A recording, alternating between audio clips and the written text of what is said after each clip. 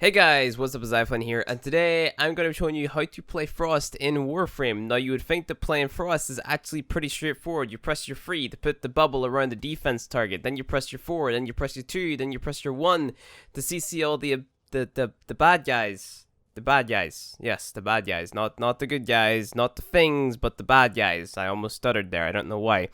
But you'd think that playing Frost was pretty straightforward. But whenever you get to the higher levels, like you're going to Wave 100, it gets a little bit more tedious and difficult to kind of like know what to do and when to do it type of thing. Because like your biggest problem as a Frost player, if you're taking your rules seriously, is going to be nullifiers, right? But is it your job to necessarily deal with the nullifiers? Probably not. Your DPS, your CC frame should probably be the guys that are dealing with the nullifiers and stuff like that. So with this video, I'm mainly talking about playing Frost at like really high levels because not a lot of people seem to get it. I've played with a lot of Frost players in my time who literally have no idea how to play Frost. They'll jump onto the pod and they'll put up their snow globe once and they're gonna be like, oh, as long as I put my snow globe up before my other one dies, it should be fine, right? But Frost is a lot more than just a defense frame. He's a CC frame, which actually plays a huge role in not allowing your pod to get one shot if you are playing in a high level defense, right? So with the build that I'm running right now, it's an Umbral build. I'm going to be making like an Umbral Frost build like later on this week, next week, I don't know, whenever I get the chance to, basically talking about the decision making and stuff like that. But having an Umbral build allowed me to be a little bit more flexible with the duration and stuff like that, which actually plays a huge part whenever it comes to keeping the enemies crowd controlled, right? So whenever you freeze an enemy with pretty much any ability, they're going to be frozen for at least like 11 to 13 seconds with this build. So it's a pretty good build for, of course, keeping your snow globe around the pod, but it's also a pretty good build for keeping those enemies frozen and being a good CC frame, right? So if we compare that build to my regular Frost build, you're going to notice a difference. I have a little bit more efficiency. I have transient fortitude on there, which is kind of counterproductive because I have prime continuity on, which is to kind of counteract the negative duration that I get from transient fortitude. My duration dips a lot, which means the enemies aren't staying frozen for a lot of time.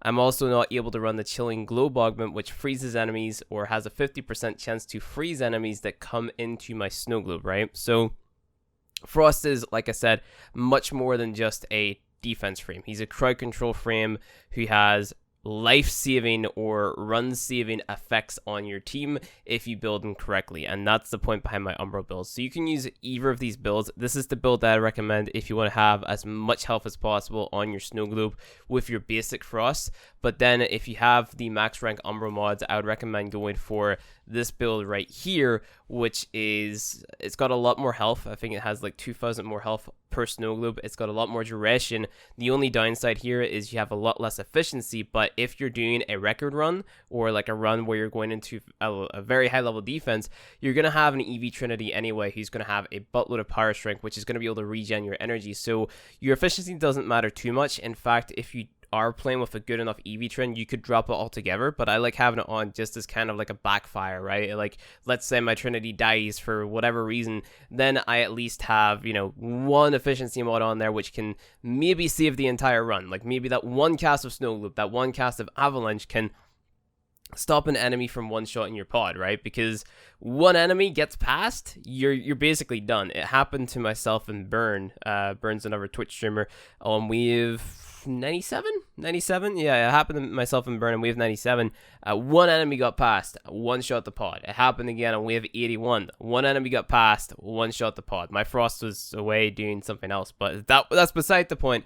One enemy got into the bubble, destroyed the bubble, whatever, and then they basically one shot the pod. And it's all over, all of those relics, everything that you built up, all of those like parts, if they for some reason drop prime parts in like a void defense run or whatever, if you're doing something very long and you feel, then you're going to lose everything. So having a good Frost player is basically like the backbone of any team. Of course, you can make an argument for the Trinity being the backbone or the CC frame or whatever, but Frost is like one of the most important rules. Every single rule is important in one of those runs, but Frost is one of the more important. So what I'd recommend doing if you are going into a run like this, you're going to be the guy that kind of worries about his own bubble, right? So like I mentioned, nullifiers are going to be your worst enemy. So you want a high fire rate weapon to kind of pop those nullifier bubbles. You either take a high damage weapon like the Lenka, so you can one-shot the little drones that are on the nullifier bubbles, but that will require you to move and have good aim.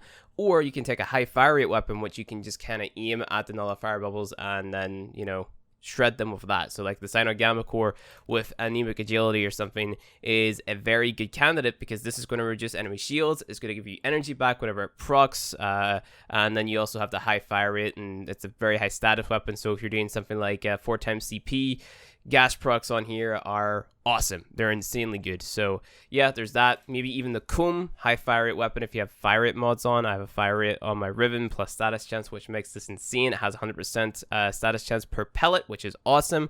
So having a lot of multi-shot on here is really good as well. But that is besides the point. Let's learn how to play Frost, right? So like mentioned beforehand, your duration matters, because the more duration you have, the longer enemies are going to stay frozen by your abilities. With this Umbral build, enemies are staying frozen for about 10 to 13 seconds, depending on the ability that was used.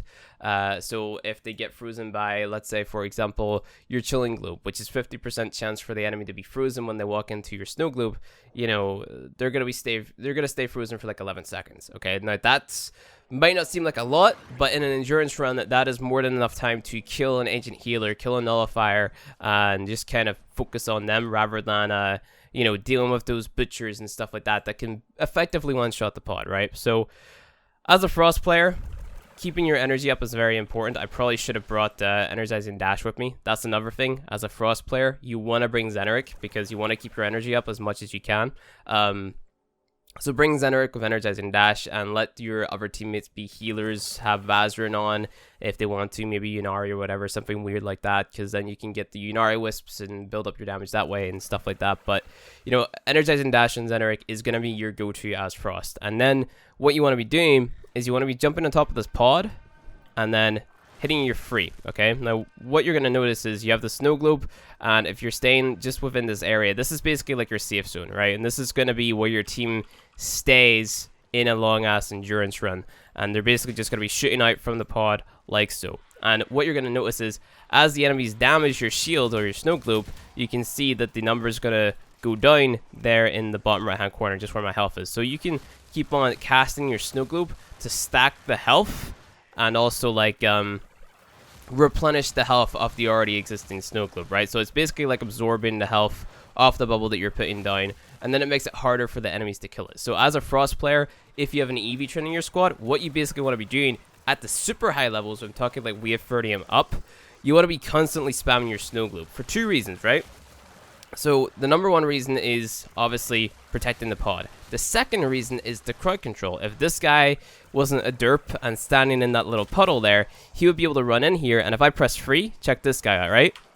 He's flying out of the pod, right? It's a CC ability as well. It doubles as that defensive CC ability, and then also they have that 50% chance to be frozen if they walk into the pod. So let's see if it happens to this guy. There you go. He's frozen. So Snow Globe doubles as a CC ability, which is why it's super important for you to constantly be spamming this ability, and Chilling Globe is kind of on there as a failsafe if you happen to get knocked over and you can't cast it, and a butcher runs in that is going to like hit the pod or something. But again, that lies on the shoulders of your CC frames, right? Your Loki, your Octavia, whatever you happen to bring as your crowd control frame at that moment in time, right? So you're going to notice, even though these enemies are shooting at my Snow Globe a lot, the health isn't going down by that much. It's going down by 1 point, like every, I don't know, minute or so. I don't know. So there you go. That's just down by another HP point or whatever. But that's because we keep on stacking the health into the Snow Globe, right?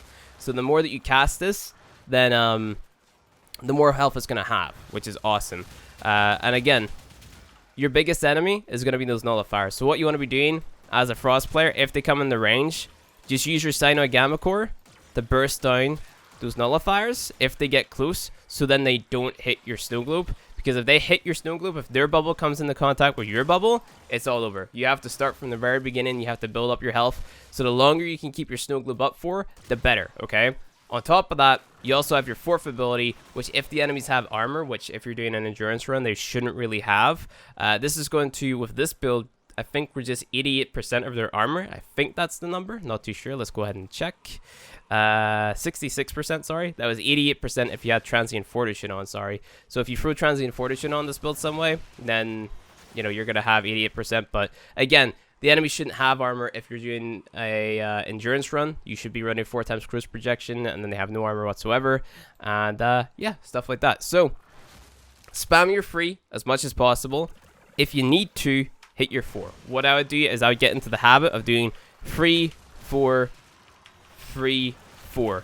And then if you get really tired of pressing number 3 and number 4, bind your what's it called, your abilities to your scroll wheel, right? So go to your controls, customize key bindings, come down here, ability B, which is your second ability, that's your ice wave, that's a mouse wheel up, and then ability D, that's actually the wrong way around. Yeah, that's the wrong way around. I was playing a different frame. So what you want to be doing is ability 3, you do mouse wheel down, and then you can change whatever other ability. So I'd do avalanche, mouse wheel up, okay? So then you just have to scroll down with your mouse wheel to cast snow globe, and then scroll up the way for avalanche, and then that way your left hand is completely free to parkour and do whatever. And then you can also you know, shoot and do stuff like that, where your middle finger is going to be a thing controlling your abilities and all that cool stuff. And then you can just use your left hand again to use your what's it called, your transference abilities and energize and dash and stuff like that, which is awesome. Another tip that I can give you guys, this right here, the Zenith Star, if you have it, you know, go ahead, hold E, and there you go. This is another really cool weapon that you can use if enemies come into the pod, because you're going to be freezing them with Chilling Globe. This thing right here is going to kill them, and it's awesome. It's an insane melee weapon. They're bringing it into this, especially if you have 4 of them. If you're stacking 4 of these on top of one another, insane damage. However, with how melee is at the minute, I can understand if you want to opt for like a spin to win, like Atarax or Zob pole arm or something like that, because that's just going to be, I don't know, a hell of a lot better, at least in my opinion. So yeah. High fire rate weapons, Sonic Gamma Core, Kum, but you also have to keep in mind damage is very important as well, like Lanka for Ancient Healers. Ancient Healers, Nullifiers, they are your priority targets in these types of runs, so if you want to go ahead, use your 4 if you see a healer get close, maybe if you see a Nullifier with his bubble down and stuff like that, you know, it'll make it a lot easier. The other thing that I would say be aware of is the AFK timer, right? Because you're just standing here and you're just pressing free over and over and over again. What's going to happen is you're going to get hit by the AFK timer, and that means you're not going to get any energy from any resource whatsoever. So if you put down pads, you're not going to get any energy. If you have an EV trend, you're not going to get any energy. So make sure that you are actively playing if you're playing Frost. So, you know, killing those nullies, pick it up, stuff like that there, whenever you have the opportunity. But mainly you want to be spamming your snow globe, right? But obviously, like, you know, when the opportunity presents itself in between rounds, go around and pick up energy. If you have like Arcane Energize or something like that, that's going to share the energy between your teammates and just be awesome. Arcane Guardian, Arcane Grace, those are also very helpful as well, because it increases your armor and it increases your, or not increases your health, but gives you health regen, which is pretty much essential. Maybe Arcane Eruption, which is going to knock over enemies if you pick up a, what's it called, an energy orb, which is really good as well. Implying you have a carrier on, that can be very helpful for CC2. So there's a lot of stuff that can come into consideration whenever it comes to playing Frost in like an endurance run type of thing. But get rid of those nullifiers, CC those ancients if they get close, make sure that your team prioritizes them, and keep on spamming your 3 and your 4 whenever you need to. 1 and 2 don't matter that much, but you can use your 1 if someone has to go use the bathroom, right? You can use your 1 to freeze someone and stuff like that. And that's pretty much it. That's how you play Frost in a endurance run.